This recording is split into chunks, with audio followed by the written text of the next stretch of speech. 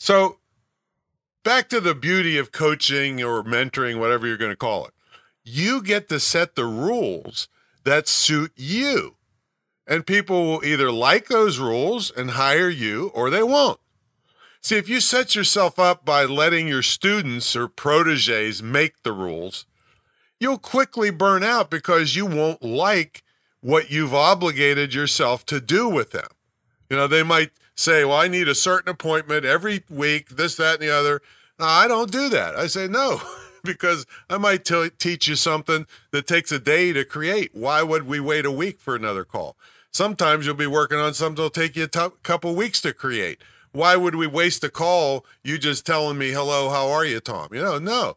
So, but maybe you do like the structure of a certain time every week. It's up to you. That's what I'm trying to tell you. So, for instance, you might only coach on weekends while working a full time.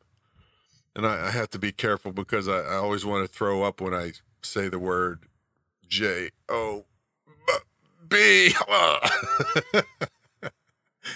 But let's say if a person devotes weekends to their family, they won't join. But so what? Others may be looking for things to do on the weekend when they can really concentrate on your teachings. Like say for me, I can be coached on my carburetor anytime. But others may love weekends because they can go out to the garage and immediately try out what you taught them about their carburetor. And hey, Zoom works in a garage just as well as anywhere else, and you might be able to coach them through fixing their carb live. Now, I actually found a guy that will live stream with you to fix your refrigerator if you're a do-it-yourselfer like I am. I think he was like $60 an hour.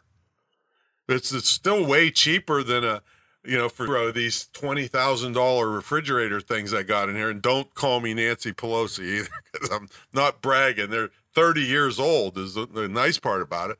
But so they were icing up and everything. So it would have cost me $100 service call. And then the person, since has forced, kicked out all the people, the regular service people, and they only have a few around the country, and their job is to sell you a $15,000 to $20,000 new one and not fix the old one. All right, now, I can't prove that, and that's just my opinion from doing all the research I do, but it seems kind of sleazy to me. It's my opinion that that's what's going on. If you'd like to come on and say something about it from the other perspective, I'm glad to hear it. But if you go online and search it out, it kind of appears to be trying to force people into buying an $18,000 refrigerator and then another thing to match it on the freezer side. When these are enormous things, and again, they're great. I mean, they're wonderful. 30 some years they've been here. So anyway, I'm just saying that the guy for $60 an hour could tell me what to do to fix it myself, which I'm a do-it-yourselfer. And the same thing with my dishwasher.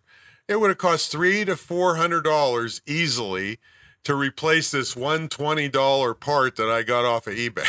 All right, I've done it twice over the 20 years I've lived here. So I spent $40 and saved $600 because I'm a do-it-yourselfer. But people coached me through this on what to do. That's what I'm saying. All right. So back to you get to set the rules. See, I'm pretty much a fanatic on how I run my mentor program, and that's why other online gurus won't put their program up against mine because they'd be embarrassed on how little they give their students compared to me.